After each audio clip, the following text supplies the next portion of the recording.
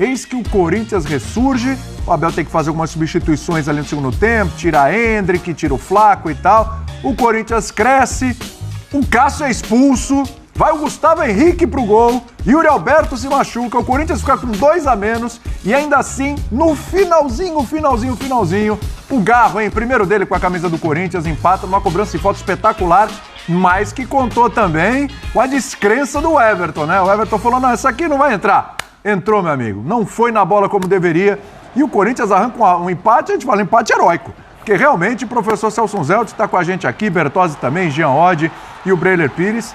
Realmente, prof, do jeito que estava a coisa se encaminhando, parecia que o Palmeiras ia passear em Barueri. Que coisa, hein? Olha, William, boa noite a você, aos companheiros, a todos, todas que nos assistem. Vou te dizer uma coisa. Quando a gente fala que o futebol permite certas coisas, geralmente a gente está no campo da teoria. Tá? Sim. Em tese, antes mesmo desse clássico, Palmeiras favorito absoluto. Durante quantos minutos desse clássico? 70 e tantos minutos do clássico. O Palmeiras pode arredondar para 80. Totalmente absoluto. Acontece a expulsão do Cássio. E é aquela coisa que a gente fala muito envolvendo o corintiano, adora isso, né? Essa história da mística, das coisas que acontecem, do peso. Não se pode contar só com isso na vida. Mas o torcedor tem todo o direito de comemorar o que aconteceu hoje contra um grande rival que, pelo que foi o jogo, deveria ter goleado e acaba empatando com, na verdade, o Corinthians com 2 homens a menos, porque o Cássio tinha sido expulso e, na sequência, o Yuri Alberto sai com uma contusão, parece até que séria, né? Então, do ponto de vista do Corinthians e do corintiano, amanhã é dia de muito meme, de isso é Corinthians, de nunca duvide do Corinthians, aquela história toda. Do ponto de vista do Palmeiras, isso não pode acontecer, né? Eu acho que a cara do Abel demonstrou isso, por mais que se justifique pelas mudanças, e eu acho, essa é uma velha tese minha, com essas 5 mudanças no futebol, isso descaracteriza muito o jogo. O Palmeiras se descaracterizou demais, o Corinthians até melhorou o seu rendimento naquele fim, com as substituições, mas o que aconteceu foi muito mais coisa do futebol, eu digo da entidade de futebol, do que do jogo de futebol que a gente assistiu hoje, né? Quando é que você vai contar também que um goleiro do tamanho do Everton, né? Ele vai... Aliás, o Cássio, para mim, falhou no primeiro gol, mas o Everton também falha. A partir do momento que ele vai na bola, no meio do caminho, ele muda a decisão dele. Quer dizer o quê? Copo de vista. Gustavo Henrique foi o melhor goleiro em campo. O melhor goleiro em campo, porque o Gustavo Henrique não tomou gol. Até porque o Ranieri evitou que ele tomasse um gol. Olha a história desse jogo. Isso no final ainda do teve jogo. isso. Meu Deus do céu, ainda teve essa dose de emoção. Jean, me explica aí o que aconteceu com o Palmeiras, pelo amor de Deus. Tudo bem? Tudo bom, William? Boa noite, companheiros. Pois é. Bom, primeiro acho que o Celso foi perfeito, né? É um roteiro que talvez só o futebol permita, porque existem outros esportes em que viradas improváveis acontecem, mas vou citar o tênis, por exemplo, né? Você sabe que tem um match point que ele pode dar uma vitória para um tenista, mas você sabe que se aquele game for vencido pelo outro, o tênis às vezes muda tudo de uma hora para outra. Sim. No futebol, você olhando para como foi esse jogo, para como estava a partida, para a quantidade de gols que o Palmeiras desperdiçou mais uma vez, né? Esse é um problema recorrente. E o Abel tem falado disso toda vez que toma os empates no finalzinho dos jogos. É a terceira vez já que isso acontece, né? O time segue invicto, mas toma sempre empate no final dos jogos. E toda vez que isso aconteceu, o Palmeiras tinha perdido muitas chances de gol. Não foi diferente hoje, como disse o Celso, poderia ter goleado. E aí, aqueles roteiros espetaculares que só o futebol propicia, porque quando estavam 1-0, você ainda fala, se não matar o jogo, né? Aí o Palmeiras faz 2-0. Aí todo mundo imagina, acabou o jogo, né? 2-0 com a chance do Corinthians conseguir. Aí, o Corinthians acha um gol, mas logo na sequência tem o seu goleiro expulso, fica com um jogador a menos, o Yuri Alberto se machuca e o Corinthians fica com 2 jogadores a menos. E aí, para tornar tudo mais espetacular e mais improvável, o Everton falha feio, né? Porque foi uma falha feia, foi pior do que a falha do Cássio. Eu também achei. Eu também acho que a falha do Cássio aconteceu, mas enfim... Ele desistiu do lance, Ele desistiu do lance, tirou a mão e deixou a bola entrar. Basicamente foi o que aconteceu. E depois, ainda no final, o Gustavo Henrique, coitado, ia tomando um baita frango. E aí o Ranieri salva em cima da Anitta. Assim, é uma loucura. Eu acho que para o Corinthians acaba sendo muito importante, porque ao invés de ser goleado, O time segue invicto com o seu treinador, né? E convenhamos. Tinha perdido os 2 clássicos, né? Era a última tentativa. Exato, pela primeira vez não perde um clássico, mas vem numa sequência de 2 vitórias, continua invicto com o seu treinador, quer dizer, isso de alguma maneira ajuda, dá moral, empolga o torcedor. Acho que do ponto de vista anímico, mais do que da questão da pontuação, é algo muito relevante para o Corinthians. E o Palmeiras, acho que mais do que as falhas no final, os gols sofridos, o Palmeiras precisa parar de perder gols, porque isso tem sido uma constante nos jogos que ele ganha e nos jogos que ele empata. Impressionante. Você falou aqui da pontuação, né, Jean? 10 pontos, é isso, né? A Inter de Limeira tem 2 jogos a menos, vai jogar agora. Aliás, começou o jogo da Inter, está com 13 pontos, Mirassol já está com 14, são 4 pontos a mais, e o Bragantino com 15 e tal. Ainda está um pouco difícil para o Corinthians essa segunda posição. Mas dá uma moral, hein, Bertozzi? Dá uma moral pro time que até pouco tempo atrás, 3 pontinhos só, jogando mal, ninguém acreditava no Corinthians, uma bagunça e tal. De repente, 2 vitórias e esse empate heróico com a cara, né? O carimbo do Corinthians ali, né? William, boa noite. Boa noite a você, companheiros, fã de esportes. Sempre fica ali trocando de roupa, né? Esperando entrar no ar. Sempre você pensa o que você vai falar, né? Pois é. Mudou tudo, hein? E aí na minha cabeça tava vindo o seguinte, falar, às vezes o clássico te surpreende, mas esse não surpreendeu em nada, porque o projeto esportivo mais longo, mais consolidado, mais vitorioso nos últimos anos. Eu tava pensando nesse discurso agora há pouco. Eu tava pensando nesse discurso minutos atrás. É isso. Né? Contra um projeto que está sempre em reformulação, em recomeço. E que está de novo numa remontagem de time, num técnico que acabou de chegar. Então, o roteiro normal para esse jogo, nem sempre o roteiro do clássico é normal, mas o normal para esse jogo estava se desenhando. Estava se desenhando com alguma tranquilidade. Inclusive, o roteiro normal para esse jogo seria, depois da expulsão do Cássio, o Palmeiras fazer o 3-1 e acabar. Pois é, resolveu parar. Mas não, os acréscimos aconteceram da maneira que eles aconteceram e que bom que foi assim pro neutro é ótimo. As emoções dos torcedores envolvidos são totalmente contrastantes agora, porque o corintiano está eufórico e o palmeirense está, de fato, muito chateado. Mas acho que para quem estava vendo o jogo ali apenas para ver um espetáculo de futebol no final do domingo, acabou vendo coisas incríveis no final. O que diz para a sequência da temporada? Eu acho que se tem alguma coisa que o Abel e técnicos que pensam como ele odeiam, é a sensação de não ter o controle, de não ter o jogo decodificado aqui na sua cabeça, de algo que fuja a sua capacidade de ter o controle. E quando ele viu isso acontecer, especialmente depois do primeiro gol, você viu a expressão dele no segundo gol ali pesada, né? De quem essa volta pro vestiário... Tô curioso pra coletiva. Certamente não é muito legal. E o corintiano, eu tô de frente aqui pro professor Celso Unzelt, que é um mestre no conhecimento da alma corintiana. O corintiano, ao longo da sua vida, ele não conviveu com timaços a vida inteira. Conviveu com alguns timaços que você recita do 1 ao 11. Mas conviveu com alguns que eram extremamente lutadores, que eram extremamente dedicados e que, de alguma maneira, se recusavam a perder. E o Corinthians tem alguns jogos desses na sua história, né? E talvez a gente fale desse jogo daqui a algum tempo, porque... Não, o próprio confronto Quantos roteiros desses tivemos? Não, né? Só de ser contra o Palmeiras, assim como seria do Palmeiras contra o Corinthians, isso já valoriza para sempre. Tem o gol do Ronaldo, o fenômeno no último minuto, voltando. Presidente prudente. Eu assisti um Corinthians e Santos. O Corinthians perdia do Santos por 1-0. O Ronaldo foi expulso. Entrou o Elias, lateral esquerdo, no gol. Eles tinham 1,5 m.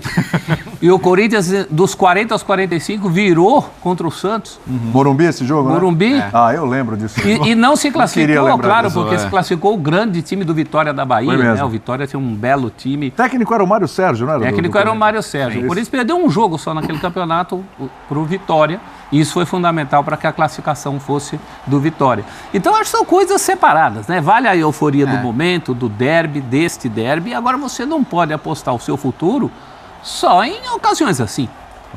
Assim como o Palmeiras também não aposta o seu futuro só em ocasiões assim.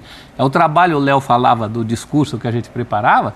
Eu já tinha um discurso pronto aqui sobre o trabalho de 3 anos contra um trabalho de 3 jogos. E acho que esse discurso não muda, né, Celso? Quer dizer, na verdade, tudo que a gente pensa sobre o Palmeiras e sobre o Corinthians, acho que permanece igual. Agora, é um jogo que por si só tem um valor simbólico, afetivo, né? um valor exato. E acho que um valor anímico para o torcedor e mais do que para o torcedor, tem um valor anímico para o clube, para os jogadores que estão chegando e principalmente para o treinador, né? É verdade. O Breiler, você acha assim, comparando, vamos lá, porque algumas coisas que aconteceram durante o jogo forçaram algumas substituições, inclusive do Abel. O Endrick sentiu, né? Claro. Então, eu acho que ele teria terminado a partida. Mas assim, dá para dizer que o Abel foi melhor do que o Antônio na escalação e nas opções táticas mesmo, dentro da escalação. E depois, na hora das mudanças, aí o Antônio Oliveira levou a melhor sobre o Abel? Boa noite, William, Boa noite. companheiros. É uma questão difícil, porque, de fato, o Palmeiras foi superior na maior parte do jogo. O Palmeiras termina com mais finalizações, com mais posse de bola. Teve o controle da maior parte do jogo. A escalação do Abel funcionou muito bem, não só por ter Endrick e Flaco Lopes, e o Endrick resolve um problema do Palmeiras com essa formação, com 3 homens no meio campo, que era a falta de profundidade. O Endrick dá isso, velocidade para as transições. Então funcionou muito bem essa formação no Clássico. Caramba, naquela distância... A cobrança acertar foi o gol, ótima. né? Exato. A baita cobrança. Acertar daquela maneira, e a gente já viu. No limite. O Rojas beija a trave. tentou vários chutes desse tipo, não conseguiu acertar. O cara foi lá num Clássico, praticamente no último lance do jogo, e acerta. Marca Antes um dos golaço. reforços não tinha um E ela jogador bate para na- chamar para fazer Não, isso. então, Ela Desde que raspa o a Roger trave, Guedes né? foi É embora. bom dizer Bate que na trave, a falta foi muito bem batida. É claro que a gente fala da falha do Everton porque o Everton chegou na bola. Mas se fosse um outro goleiro, poderia até não ter chegado na bola. Então, assim, é óbvio que a falha do Everton não tira o mérito do Garro. Eu só, assim, em relação às escalações, para mim foi uma surpresa, e acho que foi uma surpresa para todo mundo, porque... pelo menos do ponto de vista... Foi uma surpresa para todo mundo, primeiro a ausência do Veiga. Que aí foi uma coisa pré-jogo, né? Foi uma coisa pré-jogo, mas ele já estava, né, com problema de vista. Sim, tanto que... sim. Mas aí o que aconteceu? Que acho que isso é que tornou tudo mais curioso a hora que você olha as escalações dos dois times. Eu imaginava que o Antônio Oliveira, embora isso não tivesse... Eu imaginava que ele poderia surpreender na escalação inicial.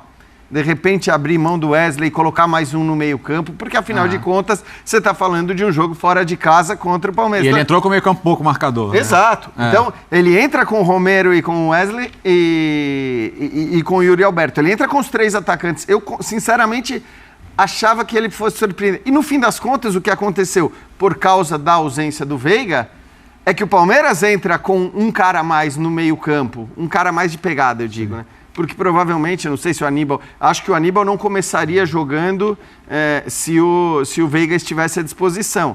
E aí, essa superioridade do Palmeiras no meio-campo ficou muito clara também pela questão numérica. O Palmeiras tinha mais jogadores ali. E o Fausto Vera baixa a intensidade em relação ao Maicon. Muito mal, Fausto Vera. muito. Mais uma vez. Né? Então, assim, acho que muito se deu... E é engraçado, porque talvez fosse o jogo para você imaginar. Esse é um jogo em que o Corinthians vai entrar mais encorpado no meio-campo e o Palmeiras vai entrar com a sua escalação normal, com um meia e 2 atacantes, né? E os 2 alas subindo muito. E no fim aconteceu o contrário. O Palmeiras entra com um volante a mais, vamos dizer assim. O Corinthians mantém os seus 3 homens de frente. E aí depois, eu acho que aí sim, as mudanças, como disse o Breiler, aí tem a ver também com o nível dos reforços que ele recebeu, e acho que isso é muito importante para o Corinthians. O Corinthians, por mais que, claro, assim, o roteiro a gente já explicou, não era o normal o Corinthians chegar ao empate, mas teve a importância, sim, da entrada dos jogadores que vieram do banco e que vieram bem, né? O Biro acaba sendo um reforço para o Corinthians. Não tinha jogado, estava com a seleção no pré-olímpico e foi um cara, entrou no lugar do Fausto Vera para fazer uma função de meio campo, para sustentar o lado direito, e funcionou bem. Então tem um mérito do Antônio Oliveira de ter enxergado essas necessidades e, de certa forma, reforçado o time, melhorado os apoios. E aí, Hugo e Pedro Henrique já melhora um pouco o Corinthians pelo lado esquerdo. Do lado direito, a reconfiguração total. O Fagner também acabou dando muitos espaços por ali. Então, foi mexidas, de certa forma, eficazes, que tornaram o Corinthians um pouco mais organizado, mas ainda assim, se a gente pega um time com a experiência do Palmeiras, com a cancha, em estágio muito, mas muito mais avançado que o Corinthians, em termos de elenco, de maturidade, de trabalho do treinador, sofrer um empate como sofreu, acaba por erros primários. E eu digo erros primários porque eu incluo também a falta que o Rony fez. Desnecessária. Totalmente. Né? Já havia sido uma falta ali no Yuri Alberto, não precisava. o Rony faz uma falta que não era só cercar o Pedro Henrique longe do gol, tentando abrir para chutar. Tudo bem que o Rony não é um marcador, não é do ramo, mas não pode fazer uma falta daquela no fim do jogo, o adversário com 2 a menos, só tendo o recurso da bola parada, e o Palmeiras ofereceu de bandeja com essa falta. E o Everton, goleiro também do nível dele, fazer ali um golpe de vista praticamente, tirando a mão, é algo que a gente não está acostumado. O Palmeiras pagou por isso, então tem também a desatenção do Palmeiras no fim do jogo e até uma certa displicência, porque, repito, num outro time, se fosse o Corinthians cometendo esse tipo de falha, até por tudo que está vivendo nesse início de temporada, é algo aceitável. No caso do Palmeiras, eu vejo que o Abel saiu irritado, com razão, porque entende que era um jogo que o Palmeiras tinha na mão e acabou entregando por falhas que não são normais de jogadores com a experiência que estão acostumados a trabalhar com o Abel nesse nível de exigência e concentração. Foi uma raríssima conjunção de fatores. Olha, eu vejo futebol há 45 anos. Eu nunca vi um goleiro dar golpe de vista em bola parada. Falta passar assim no nariz dele como passou. Não, quando você diz assim, dá golpe de vista em bola parada, o cara ficou parado, foi no ângulo tal, não deu, não tinha como chegar, a bola, né? assim, Agora ele ir e parar na no meio mão do dele. caminho. No meio do É uma caminho. bola na mão dele, Aqui você dá assim, golpe de vista e não bola tem na mão. dois tipos de golpe de vista. Um que você acha que a bola vai e de repente ela cai, e o outro é quando você tá na bola e desiste de ir. Essa é raríssima. Esse foi o caso. Esse foi o problema. O Everton tava inteiro. Então, não é que ele parou no meio do caminho, ele parou já no fim do caminho. E eu fico, existe. Por que parou por quê? Mas eu fico imaginando a cabeça do Everton, no fim do jogo, o time dele com 2 a mais e faz 2 faltas bestas próximo da área dele. Então ele já está ali. Eu não posso ceder mais uma oportunidade que era o único recurso do Corinthians. Você acha que ele trocou uma possibilidade de escanteio achando que ia fora? Então, ele mas fez errado. Não, fez errado. Fez errado, não pode.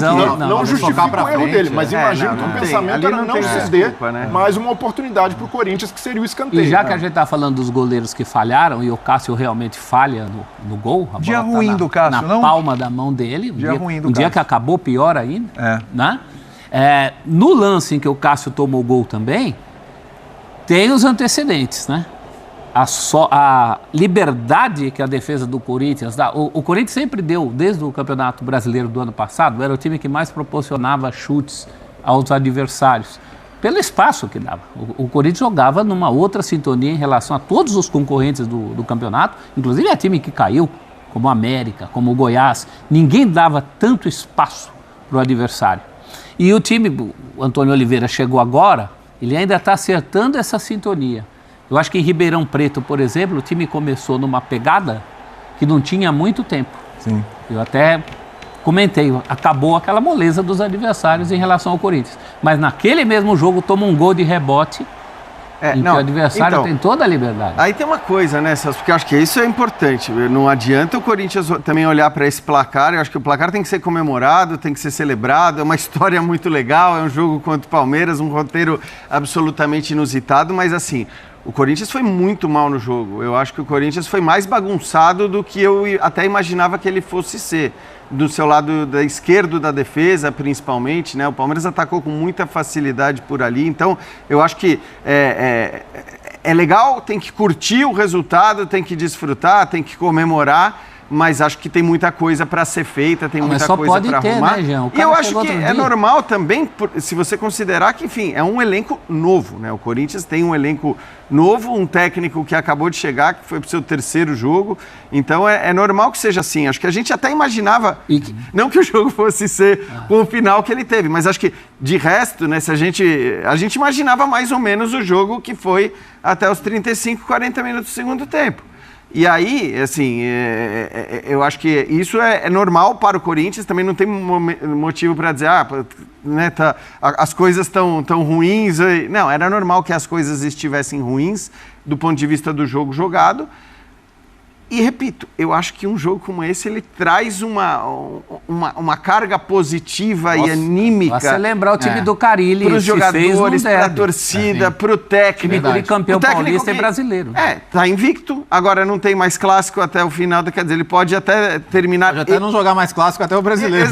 E se ele não classificar, ele pode terminar, eu estou falando do Antônio Oliveira, pode terminar invicto. Então, assim, tem que pegar o que o jogo traz de positivo para o Corinthians, mas sem deixar de olhar para o que foi o jogo na sua maior parte. Augusto Melo, presidente do Corinthians, esclareceu neste domingo o motivo por trás da contratação de Pedro Henrique, anunciado como novo reforço alvinegro na última sexta-feira. Apesar dos 33 anos de idade do atacante, o dirigente afirmou que a política de evitar jogadores mais velhos se aplica apenas aos reservas. Além de Pedro Henrique, o clube também trouxe Igor Coronado, de 31 anos, considerado o principal reforço para 2024. Fala, fiel! Antes de continuarmos a notícia, seja muito bem-vindo ao canal Jornal do Corinthians, sua dose diária de informação. Se você não for inscrito no canal, já se inscreva e deixa aquele like para fortalecer e ative o sininho para receber todos os dias as principais novidades do Corinthians em primeira mão. Agora sim, vamos continuar a notícia. Melo garantiu que essas foram as últimas adições dessa janela de transferências e que não haverá mais contratações até o segundo semestre, como parte da prometida reformulação do timão. Agora o foco está em integrar os novos jogadores ao elenco existente. Coronado precisará de mais tempo para se preparar fisicamente, pois seu último jogo pelo Al Ittihad aconteceu no dia 26 de dezembro de 2023. No seu desembarque no Brasil, o jogador ressaltou que entrará em acordo com a comissão técnica corintiana para fazer um planejamento físico pensando na sua estreia, que provavelmente acontecerá no final deste mês de fevereiro. Em contrapartida, Mateuzinho e Pedro Henrique já estão à disposição do técnico português Antônio Oliveira. E aí, fiel, o que você achou do desempenho do Corinthians nesse clássico contra o Palmeiras? Comente aí. E eu vou ficando por aqui. Lembre-se de deixar o seu like e inscrever no nosso canal. Aqui você sabe, né? Vai ficar sempre muito bem informado sobre todas as notícias do Timão. Então até o próximo vídeo. Fiquem com Deus e vai, Corinthians!